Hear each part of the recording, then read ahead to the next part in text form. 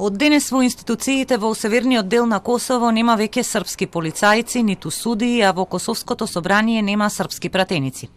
Повеќе од 300 полицајци срби кои викендов поднесоа оставки доаѓаат во полициската станица во Косовска Митровица да ја раздолжат опремата и оружјето.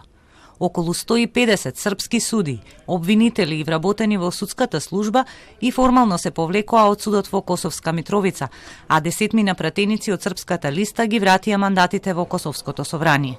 Бараат да се почитува Бриселскиот договор подпишан пред 9 години и да се формира заедница на српските општини, став кој го поддржува и владата во Белград.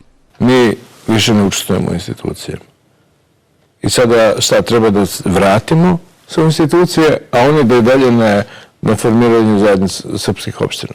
Zato je ovo jedna istorijska odluka i ja je apsolutno podržavam. Ja mislim da mi nemamo nikakvog razloga ni da se pravdamo nekome da li je ta odluka doneta u dogovoru sa Beogradom ili ne.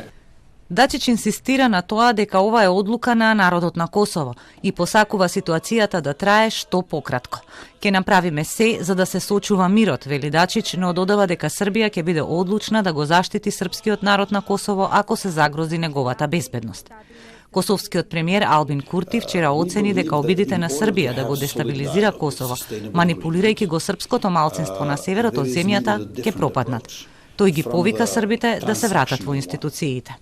Ги повикувам граѓаните срби да не ги напуштаат институциите на Косово, да не поднесуваат оставки, да не ги напуштаат работните места затоа што на тој начин им наштетуваат на граѓаните. Тие од нас немаат притисок, туку добра волја. Притисокот им доаѓа од Белград кој сака дестабилизација на Косово.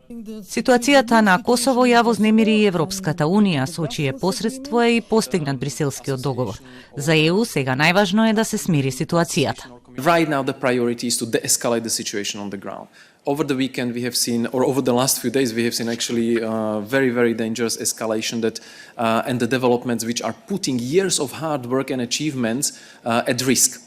And this has consequences not only for Serbia and Kosovo, this could have consequences not only for Serbia and Kosovo, but also for the entire region. So we are appealing on both sides to live up to the responsibilities, to find a European solution.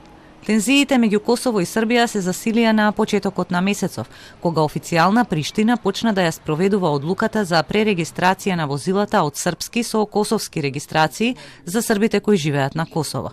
Тие не го прифаќаат тоа со објаснување дека Косово не ги исполнува обврските од Бриселскиот договор, со кој е предвидено да се формира и заедница на српските општини, што досега не е направено.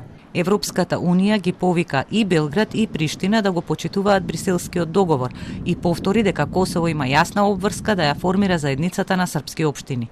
Портпаролот Стано беше јасен дека унијата не може да си дозволи ново жариште на европско тло.